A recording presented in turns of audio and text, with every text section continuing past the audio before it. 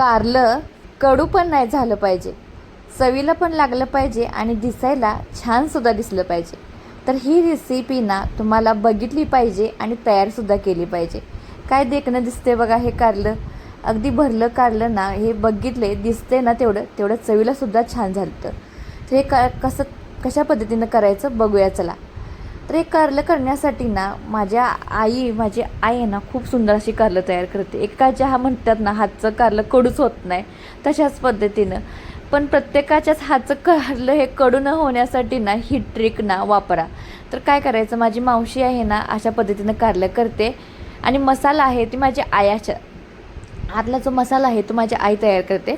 तर दोन्हींचं कॉम्बिनेशन करून ही कारल्याची भाजी म्हणजे भरलं कारलं तयार केलं आहे मी.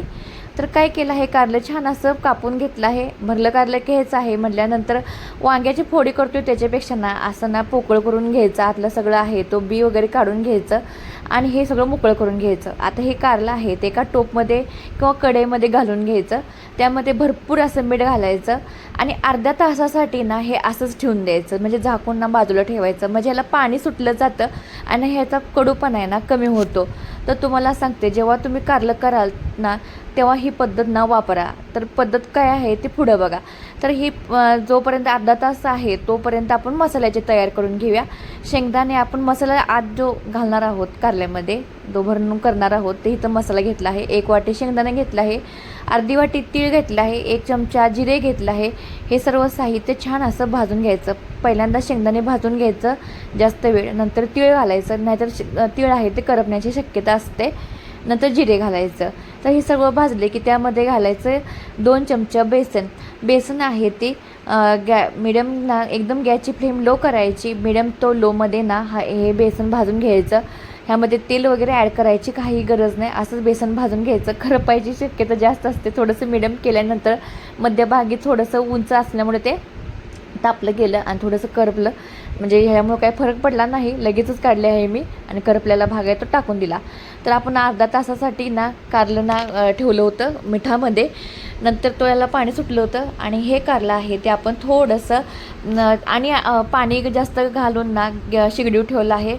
पाणी घालून त्यात मीठ आणि ॲड केलं आहे, लिंबू घालायचा अर्धा आणि हे 10 ते 15 मिनटं ना मिडियम फ्लेमवर उकळी मारून घ्यायचं. म्हणजे हे कारलं आहे ते 80 ते 85% ह्यामध्ये शिजलं जातं आणि ह्याचा कडूपणा निघून जातो. तर इथं कारलं शिजत आहे तोवर आपण मसाला करून घ्या. मसाल्यामध्ये आपण लसूण घातला आहे भरपूर, जो मसाला भाजून घेतला होता तो मिक्सरच्या जारमध्ये घालून घेतला आहे. गूळ घातला आहे, आपली देशी कोथिंबीर घातली आहे, हळद घातली आहे, लाल तिखटसुद्धा ह्यामध्येच घातलं आहे आणि चवीपुरते मीठ घालून आता हे बारीक करून घ्यायचं. आणि त्याच पॅनमध्ये मी घेतलं आहे, जास्त भांड्याचा इथं जास्त मी खरकाटं करून घेतलं नाही, भारतीय महिला असल्यामुळं थोडा गुण आहे माझ्यामध्ये. तर हा सगळा मसाला मी पॅनमध्ये घालून घेतला आहे किंवा ताटामध्ये काढून घेतला तरी चालतो. त्यामध्ये 2-3 चमचे तेल घालायचं, म्हणजे हा मसाला सेट होतो आणि व्यवस्थितरित्या आपण जेव्हा कारल्यामध्ये भरतो आणि हाच मसाला वापरून तुम्ही भरली भेंडी, भरलं वांग करू शकता. खूप छान चवीला लागतो हा मसाला. आणि ज्यांना शेंगदाण्याची चटणी आवडत असेल त्यांनीसुद्धा अशा पद्धतीने शेंगदाण्याची चटणी केली चालते, फक्त तेल ह्यामध्ये ॲड करायचं नाही.